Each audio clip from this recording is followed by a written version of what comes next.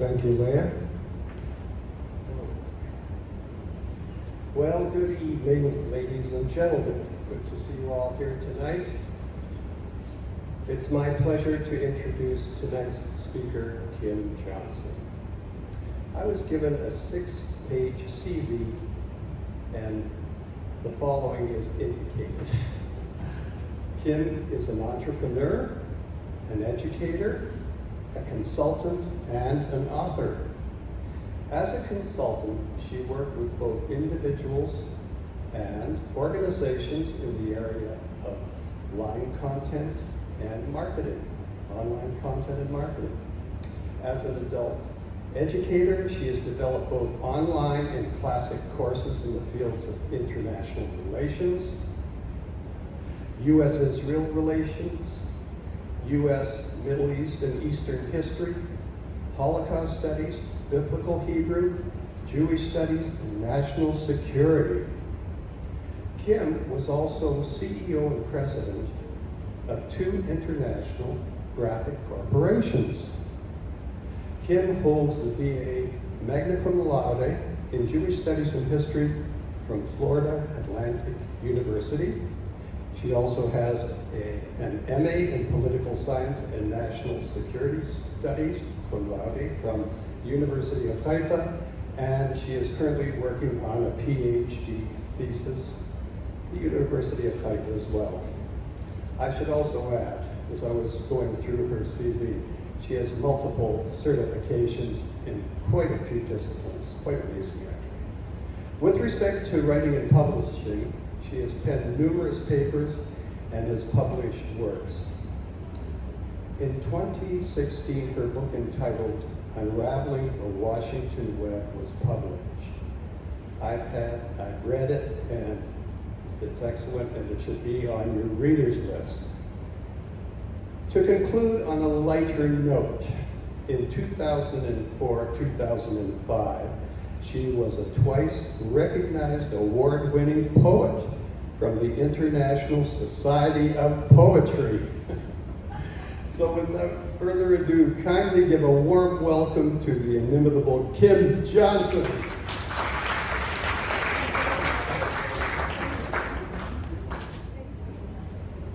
Thank you so much.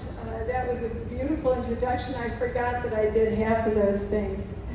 So now I am living in Israel and starting a new life here, and I'm just very, very honored. This is the first time, apart from Haifa University, that I've actually spoken outside of Zoom. So yeah, I'm sure everyone like myself is like nice to be in a regular setting. So tonight, I want to talk about, this is a project I'm actually working on as part of my PhD. And I want to preface something. I love to have fun. I love to laugh. I love life. But I also have a very serious side. And when we start dealing with issues concerning Israel and the United States, especially Israel, I have been involved in Zionism for over 35 years. And I think we always have to be watch men and watch women on the wall, because we are a very different country in a very big and small world. And tonight I want to talk about convergence.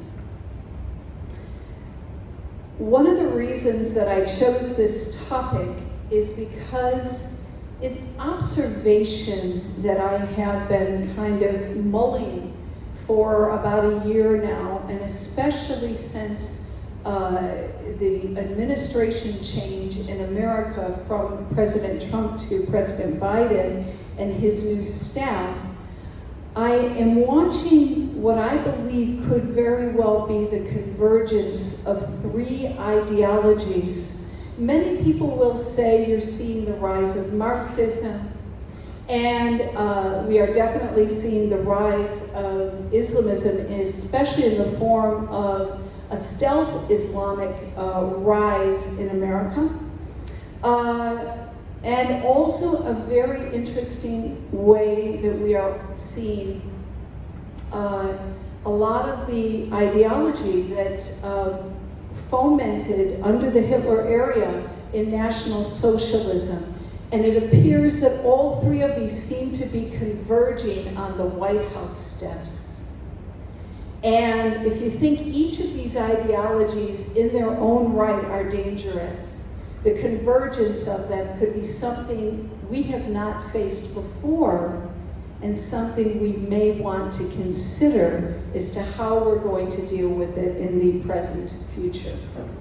So I say from beauty to beast, because as we know, things that are beautiful can turn very quickly into something very ugly, as we have been observing over the past several months and years in America, and some very difficult things here with the protesting and issues in Israel as well of late, most recent.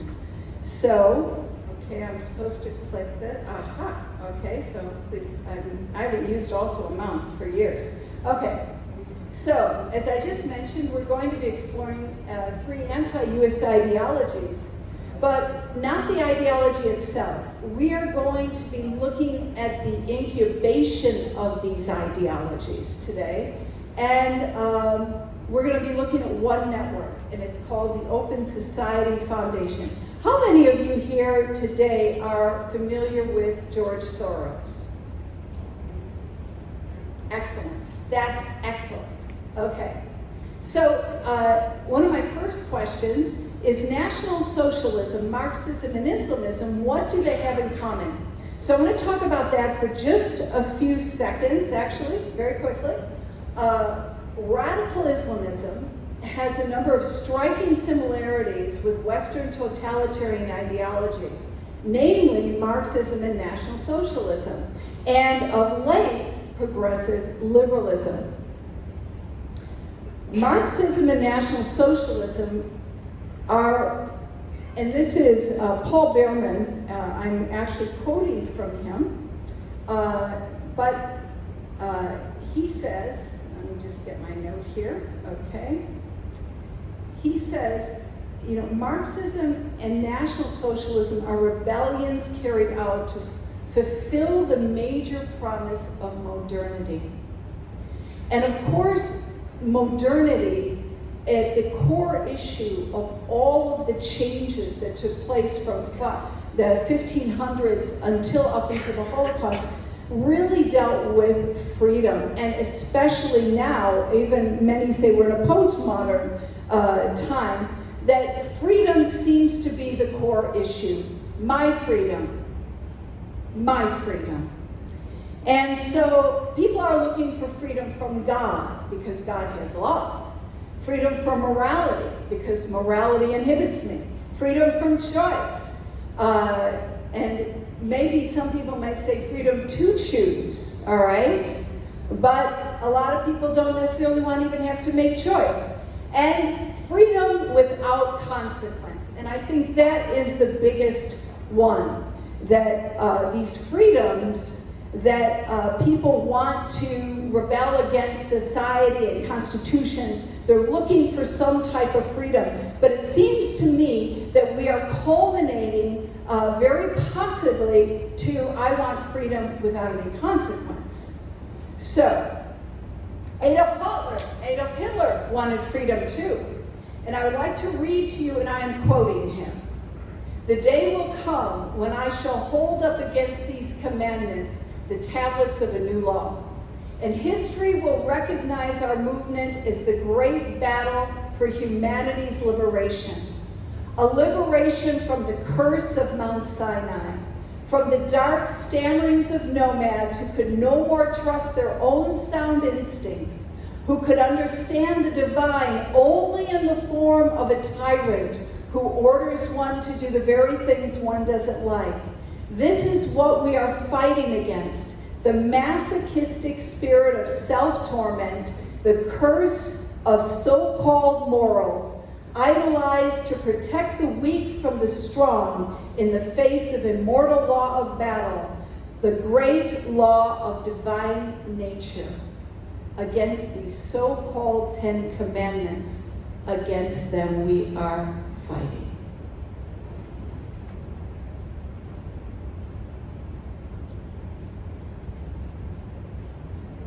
So let's look at this concept of freedom through Marxism and National Social, radical freedom. So what are we looking at in Marxism? Radical freedom through radical equality. How about National Socialism? Radical freedom through radical inequality. And then we have Islamism. Radical freedom through radical and stealth denouncement of modernity. And then we have progressive liberalism. Radical freedom through radical cultural nullification of history, of capitalism, of choice. So despite all the differences between National Socialism, Marxism, and Islamism, the basic structure of their argument is very, very similar. And it is the fact that the history of mankind is perceived as a life and death struggle between good and evil, in which those who are evil threaten the existence of mankind. Those who personify good have the mission to save humankind by ridding it from evil and by realizing the utopia of the classless society, the natural race struggle, or the purified society of followers of true faith. So that gives us just a little bit of a background on the potential convergence of these ideologies. Now I want to look at the organization and the network that has and potentially is incubating them. And that is looking at events through the eyes of Soros and his network, in particular the Open Society Foundation. So this is, by the way, this is just a sample of the George Soros network. And in this sample, all right, you're going to have some very interesting names. We have Nancy Pelosi right here.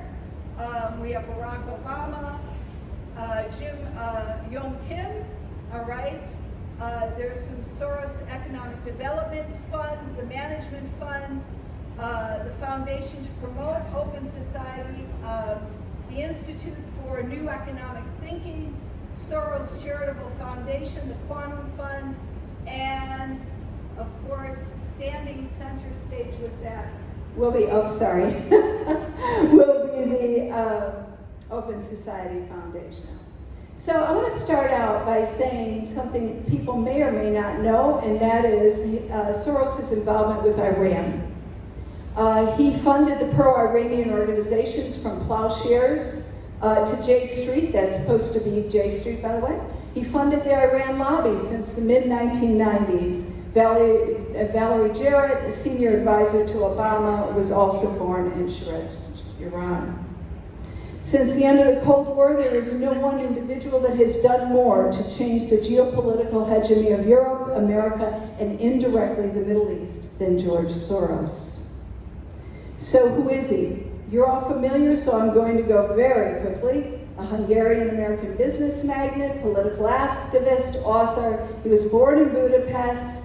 He survived the Holocaust, and afterwards he fled he went back to Hungary, then he fled to England.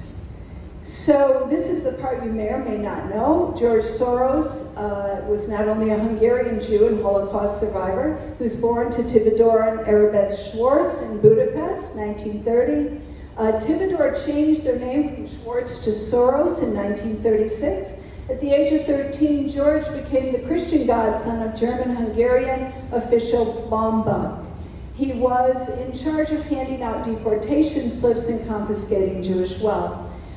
George's nickname was Sandor Kiss. His first job was a Judenrat, and his second involved aiding his non-Jewish Nazi godfather in handing out deportation papers and confiscating Jewish wealth. The most important part of this whole slide is George Soros himself said this was the time period. He was about 13 years old, and during his young teenage years, this is when his character was made.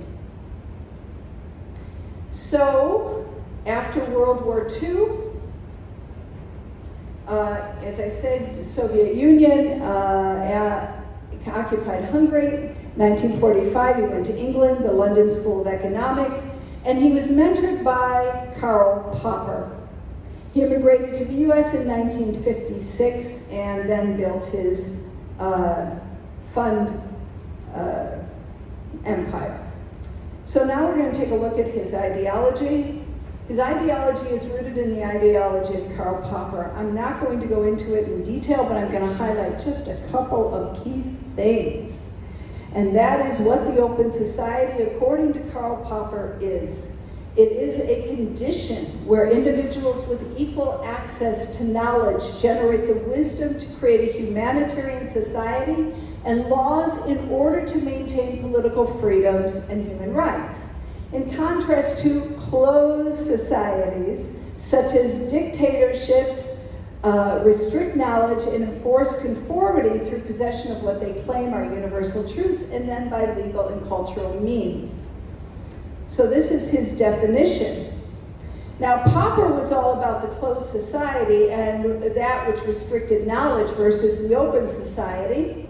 And that was based on a humanitarian society and laws that would equate to political freedom and human rights.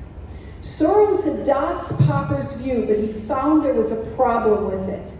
And I am almost verbatim quoting George Soros right now. But he sees that this view, quote, does not allow for modern techniques and mass political manipulation. Now, at the time when he said this, we didn't have iPhones. He had no idea we were talking about modern techniques. Wow. Okay. So Soros told his biographer Michael Kaufman that his goal was to become the conscience of the world. So through using his charitable foundations to bankroll organizations and causes that he deemed worthwhile. So the first thing I want to say about George Soros is that he is a benevolent man. Now, whether we want to look at the benevolence being good or bad, that's for another situation. But this man is a giving man. And I have read everything, every book. I have watched every video. And I have studied him and how he thinks. I have one whole paper on his ideology. And I want to say that the one thing you can't say negatively about him is that he isn't a giver. So James Kirchin, very interesting. He's a conservative writer and writes for Tablet. And he had a very interesting observation in the early 90s or mid-90s about George Soros. And he said that when he finished his tour of duty, he noticed that every democracy activist in Baku, a Lebanese rights campaigner in Bishkek, or a press freedom writer in Belgrade, he said more than likely they would have been beneficiaries of Soros's grant, scholarship, or in his employ. So I want to read this part here because to take but one example of his generosity and foresight, usually overlooked by both his detractors and fans. I don't want to overlook this. I don't want to pretend this doesn't exist, because it does exist. And so he is by far the largest private benefactor to the cause of the Roma. That is the gypsies of Europe. So these are the long persecuted, socially forgotten people. These were also people that were part of the Holocaust. You may remember, along with the Jews in the Seventh-day Adventists, you also had the homosexual, you had the disabled, and you also had the gypsies, the Roma, that Hitler would systematically kill as well. So you'll notice that those people, Soros has taken up their cause. And I find that to be very interesting. And so before I talk about that, I find it to be interesting that Soros would give so much money to these causes, and you do see it in his portfolio. However, it's very interesting that the people group that was targeted the most in the Holocaust was us. It was the Jews. We were targeted. And it's interesting that he donates less than 1%, even maybe 0.25% of his money to any kind of Jewish cause. So that leads us to ask a question, why? What is it that Soros believes that would keep him from donating money to the most persecuted of all people during the Holocaust? So now let's go to his foundation. This is his foundation. It was the Open Society Foundation. Now it is the Open Society Foundations. And so the goal of it is to shape public policy. And to do that, he's going to promote a democratic governance, human rights, and economic, legal, and social reform. Now, we are not quite sure what type of democratic governance this is talking about. As far as human rights, we have an idea. Economic, legal, and social reform, we definitely know how he is working with that as well. So on a local level, OSF implements a range of initiatives to support the rule of law, education, public health, and independent media. That all looks good, doesn't it? Looks fantastic. All right, we're going to support the rule of law, education, public health. These are some of the most important pillars of society.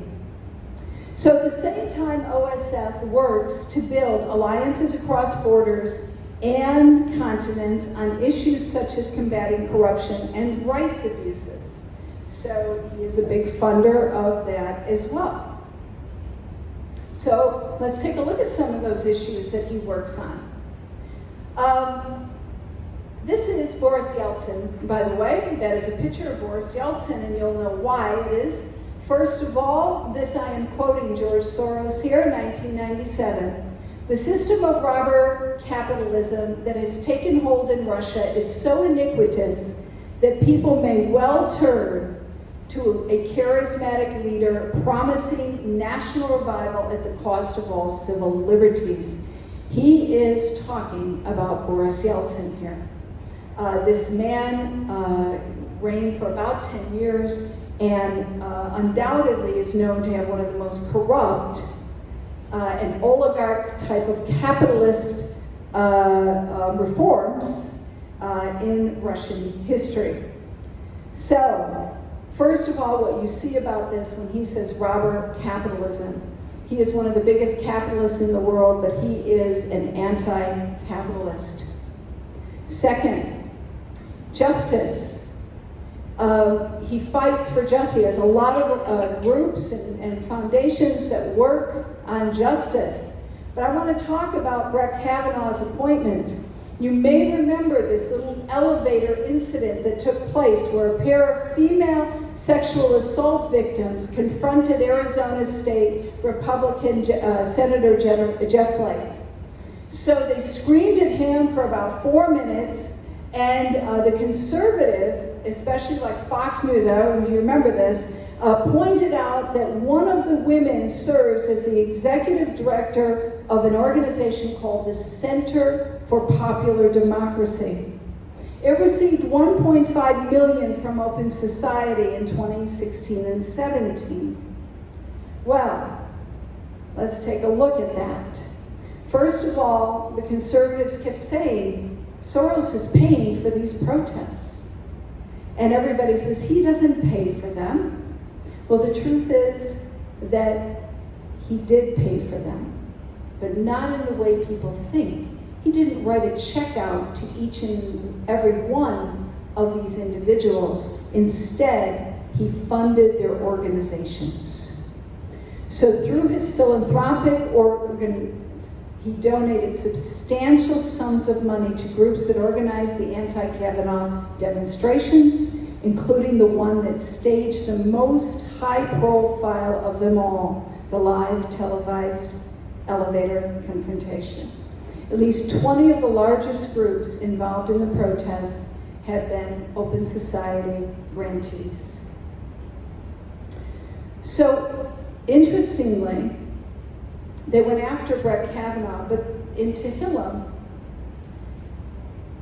64, Hashem teaches us something about it, and I just took a little clip, but it talks about the wicked. And it says, they sharpen their tongues like a sword, and they air their bitter speech, and they shoot it like an arrow. And they shoot from a secret place, from a place of concealment at the righteous or the upright. And suddenly do they shoot at him, and they do not fear. Now the good news about Tehillim 64 is just a few lines after that it says, but God will shoot back at them, and there will be no recourse. However, this is the kind of thing we see.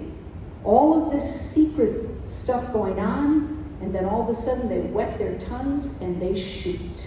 It's a battle of words. Now, let's take a look at what Soros thinks about the United States of America. He says the main obstacle to a stable and just world order is the United States. There you have it. Under President Bush, he felt that President Bush destabilized the world by going into Iraq and Afghanistan. So at that point, he did everything he could to bring him out of office and put Obama into office. So President Obama was recruited and funded in many ways. I don't want to say solely. He was already a community organizer. He was already gaining funding, but he was very connected to George Soros. Let's take a look at what Soros believes on terrorism and extreme Islamic extremism. He says we abhor terrorists because they kill innocent people for political goals. But by waging war on terror, we are doing the same thing. So there is there's no good and evil at all now. So the progression, there's no good and evil. And I want to just ask you, what do you think Hashem thinks about Soros' assessment? In this week's Torah portion, Pinchas, this is what Hashem says to Moshe about the Midianites attacking Israel. He says, harass, and that word is tzaror. And he says, harass, to press, to bind, cause to be in distress, to shut them up. He said, harass the Midianites and smite them, because they harass you by their wiles wherewith they have beguiled you. So Hashem does not say take a backseat and create a moral equivalency here between a terrorist and a nation. All right, that's what they try to do with us between the Palestinians and Israel. They try to create a moral equivalence and with wars and with verbiage. And Hashem says, listen, they harass you, harass them back and shut them up. And so that's my little talk on that. All right.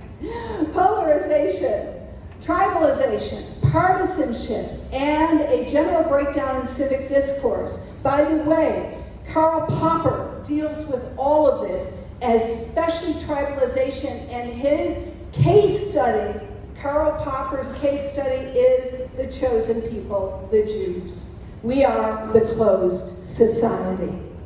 So polarization, tribalization, partisanship, and general breakdowns are all serious problems in America right now, but they are hardly the exclusive preserve of the American rights. And I think that's important because that is the dialogue right now. And to the extent that these baleful phenomena manifest themselves on the American left, George Soros must answer for some of the damage. So now let's take a look at his influence. So here is how he works. Foundations, think tanks, scholars, and ideas, universities, media outlets, NGOs. These are his mechanisms to drive human rights, social justice, and a secular religion. Here is the Open Society Foundation, and then he works through lawfare. So he has a law firm of Schultz, Roth, and Zabel, Soros Fund Management, Soros Family Foundations. Now, let's take a look at the biggest movements he funds. MoveOn.org.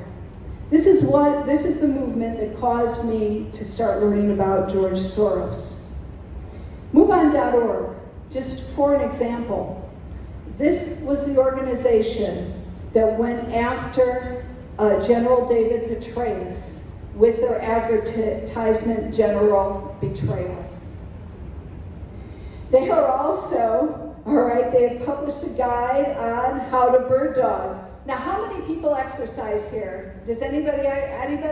All right, so if you go to exercise, you know the bird dog is this. This is the bird dog. Here it is. So that's the bird dog. But that's not their kind of bird dogging, not to get fit. This is how to bird dog. So let's take a look what they tell you to do. Recruit a team of bird doggers. Research your target schedule. Make signs, t-shirts, flyers, and other visibility tools. Wow, have we seen that recently? Attend the event. Keep going until you get a straight answer. Next organization he funds, Media Matters for America. This was the front page of the website today. Tucker Carlson and the rest of Fox News are attacking General Mark Milley for opposing racism. All right, I'll laugh with you. All right, Media Matters. Let's take a look at this. A progressive research and information center based in Washington, D.C. It's announced a $1 million gift. This was in the beginning. From George Soros, founder and chairman of the Open Society Foundation. Now, let's look at why he made the gift. To hold Fox accountable for what he called false and misleading information, and to more widely publicize the challenge Fox News possesses to civil and informed discourse in our democracy. So he funds them so they can go after Fox News. Let's take a look at the Elevator CEO, and that is the Center for Popular Democracy. All right, this works to create equity. I wonder how well they're doing. Opportunity and dynamic democracy in partnership with high-impact base-building organizations, organizing alliances, progressive unions, CPD strengths, and collective capacity to envision and win an innovative pro-worker, pro-immigrant, racial, and economic justice agenda. All of that sounds super nice. But this is the group that accosted Senator Flake. I want you to also see this.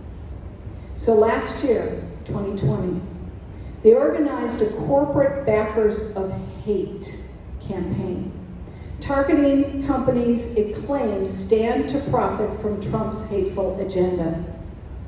The group set up a website that allows supporters to flood the inboxes of CEOs of companies they decide are culpable. Such mass lobbying of individuals in the private sector is unprecedented, according to the Times.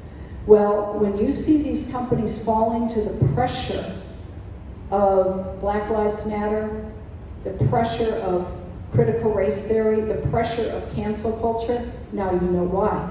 Because this is what they're doing to them. This is blackmail, and this is immoral. Then we have the Center for Constitutional Rights. By the way, I'm going to show you how this center is here in Israel. So, pride is protest. That's interesting. I wonder what Hashem says about pride, by the way. Okay, so the center loudly came to the defense of Lynn Stewart, the lawyer who represented blind sheep Omar Abdal Rahman. convicted of conspiracy to commit terrorist attacks on New York landmarks in 1995, and was herself convicted as a terrorist conspirator. When Stewart, who has been disbarred, died, the center saluted her as the very definition of the people's lawyer. The Center for Constitutional Rights is active in Israel, in lawfare suits against Israel and Israeli officials, including Avi Dichter and Moshe Alon, promotes anti-Israel BDS campaigns, urges the US government to stop providing military aid to Israel, presents an entirely biased and distorted view of the conflict, and utilizes high politicized rhetoric accusing Israel of war crimes and crimes against humanity. Also, another organization, AFSC, is the leader of BDS campaigns and campuses, and also they are part of this organization. And Dalit Baum, director of AFSC's Middle East program, is co-founder of Coalition of Women for Peace flagship BDS project, Who Profits. Baum lobbies international audiences on how best to promote the global BDS campaign against Israel. AFSC materials include an online investment screening tool aimed to help individuals and institutions identify companies. So last is the Southern Poverty Law Center. He funds. This is a discredited anti-hate organization that recently paid $3.37 million in a settlement to British Muslim reformer Majid Nawaz after slandering him as an anti-Muslim extremist. The interesting thing about Nawaz is that 30 years ago, this was the kind of man that Soros wanted to support. And in the end, it was the OSF, his own foundation, that funded the report that put him on the blacklist. Something has changed. Patrick Aspard, Patrick Aspard, Facebook actually hired a Republican opposition team to look at issues. And when the progressive groups in Washington found out that they had hired a Republican opposition team, they went after Facebook. And Patrick Aspard, with his intervention against Facebook, he has validated, and he was the main head of going after Facebook, but what he did was validate one of the most frequent critiques one hears about the Soros network abroad. By the way, let me just do a plug. As of this year, Soros is redirecting his funding to the global stage. He's going to start pulling things from America and start literally investing billions into issues on the global arena, more so than he has already done. So, and he says, it behaves like a government unto itself with its own ministries of foreign affairs and information. This is the Open Society Foundation. They're involved in identity politics, and I found this to be very interesting. Recently,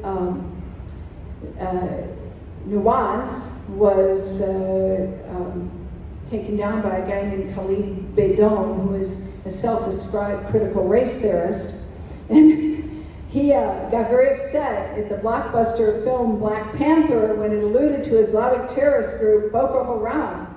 And he condemned the movie for forcing people to think about Islam in criminal or villainous terms throughout the rest of the film. He is lauded by the Open Society Foundation as a racial justice superhero. Now we're going to come near the close of this. We're going to talk about anti-Semitism for just a minute. Soros' own views on this ambivalence is that it is a mark of universal superiority over the hidebound, retrograde co-religionists. I don't think that you can ever overcome anti-Semitism if you behave like a tribe. This is what he said to the New Yorker in 1995. Tacit blaming of the other, unassimilated Jews for anti-Jewish bigotry.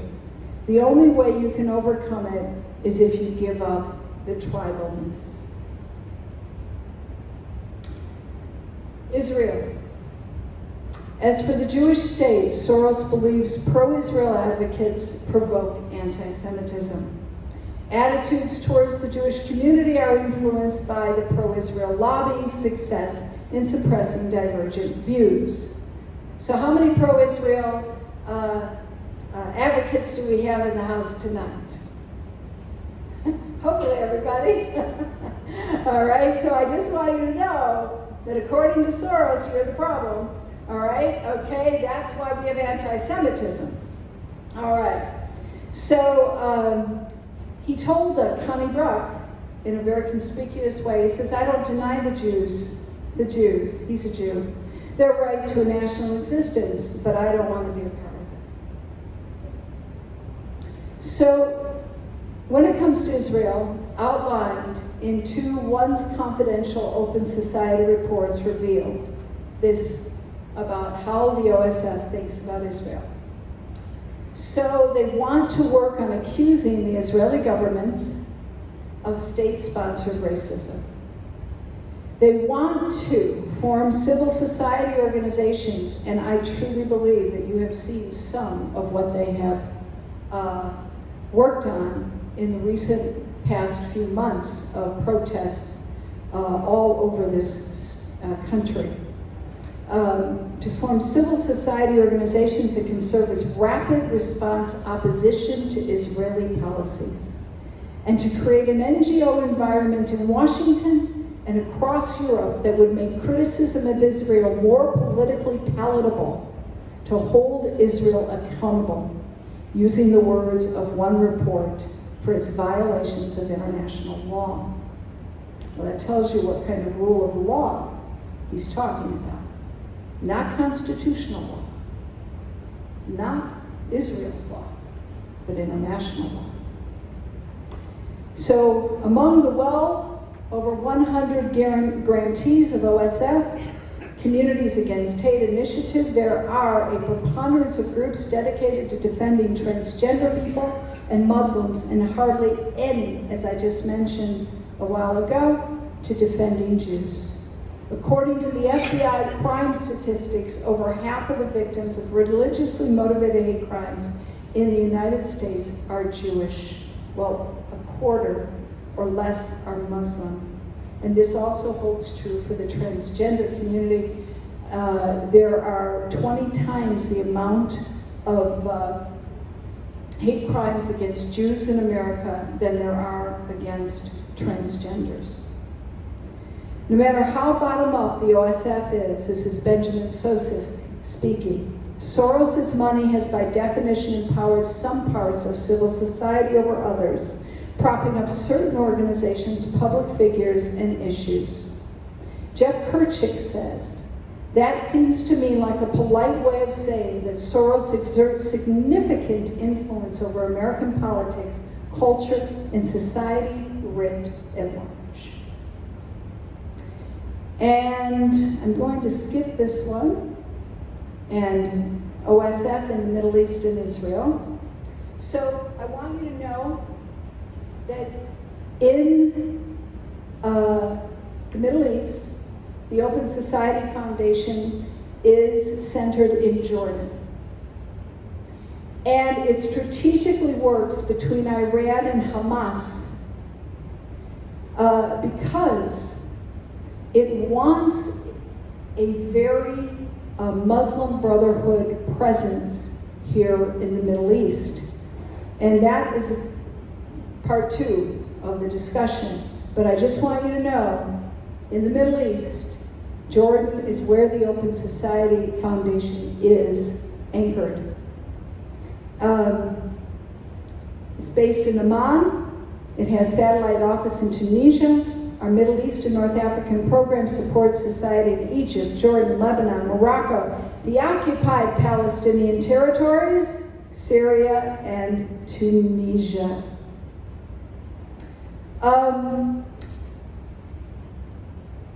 Human rights and false premise. So when we're looking at the Open Society Foundation, human rights and social justice is their candy stick, if you please. That's what they run on. And I brought this out because we're looking at such moral inequity, not only in the United States, but here in Israel as well.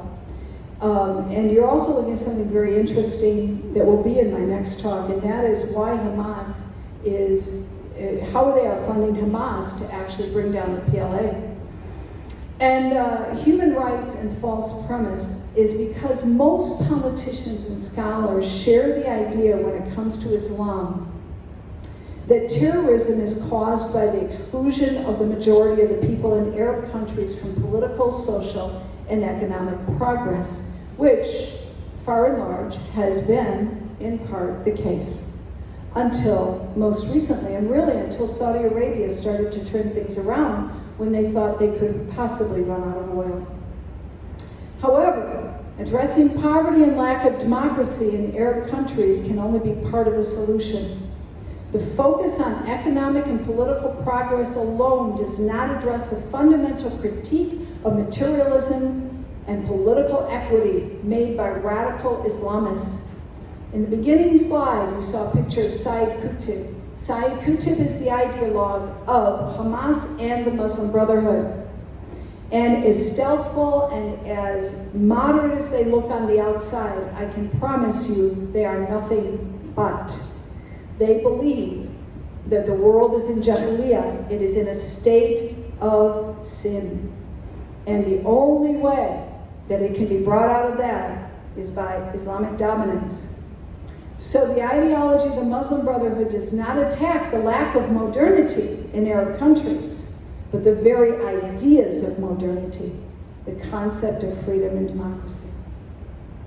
These are the NGOs here in Israel, or that are working against Israel and also located here in Israel and in America: Breaking the Silence, Adala, Al-Haq, Al-Mezin, Palestinian Center for Human Rights, B'Tselem, Associate for Civil Rights in Israel, Gisha, Public Committee Against Torture in Israel, Gasworks Jerusalem, Terrestrial Jerusalem, Yesh Din, Center for Constitutional Rights, American Friends Service Committee, Middle East Children's Alliance, Ir Armin, Mada Al-Karma, Maxim Watch, War on Want, Mosawa, Amnesty USA, Education for Just Peace in the Middle East, $300,000. 972 Magazine, Al-Qaz, European Council on Foreign Relations, Euromed Rights, European Middle East Project, Ligue des Droits although you speak French, you'll know, Les Omnis. Women's International League for Peace and Freedom, International Commission of Jurists, Cayenne Feminist Organization, Telos Group, European Mediterranean Foundation of Support, and the Organization Mondiale. And that is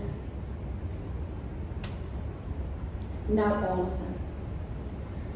And this is what we run on, something very different. Hashem, justice, according to the Torah, Tikkun Olam, charity acts of human kindness, prayer, Torah. This is the mechanism of Zionism, moral principle, charity, taking care of the orphan, the widow, the poor, and the needy. These are pillars of Judaism. And they are, in some ways, they're the antithesis of what we just looked at. But they are also what is borrowed to build something that looks very foreign to who we are. Thank you very much.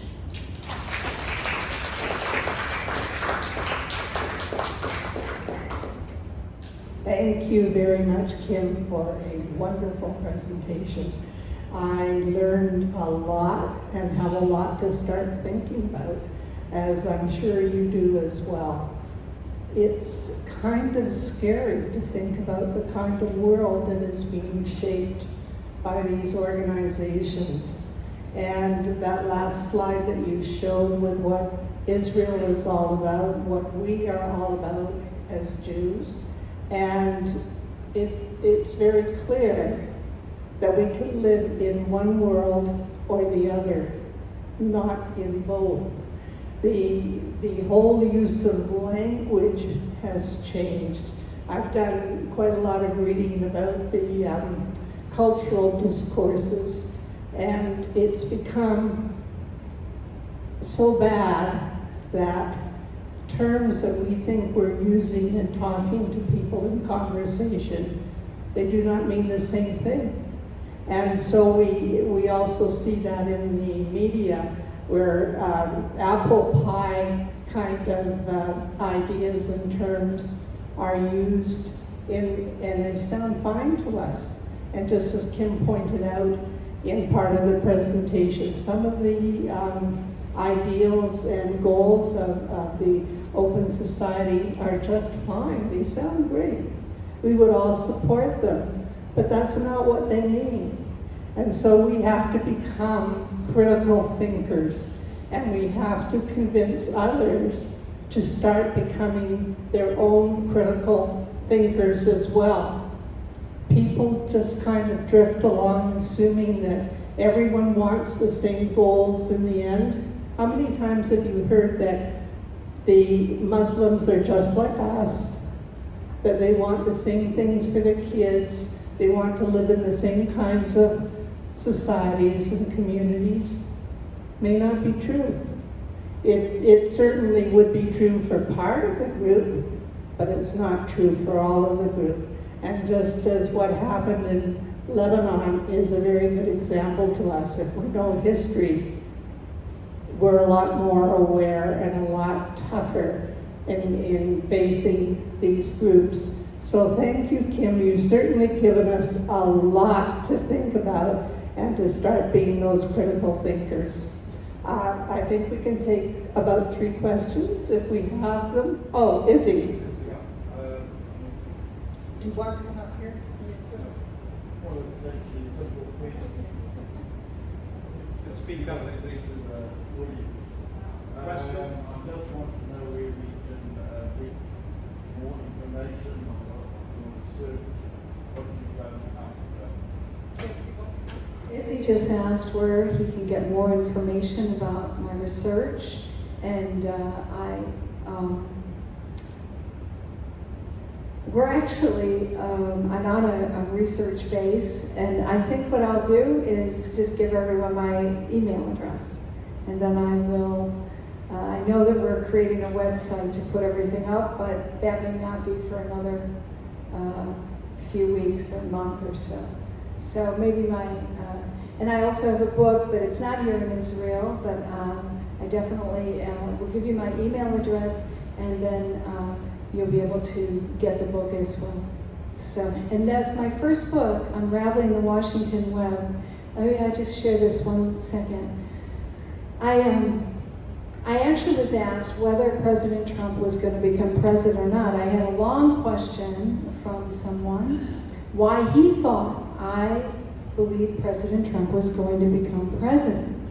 Now, at that time he wasn't President Trump, but okay. So I decided to write him an answer.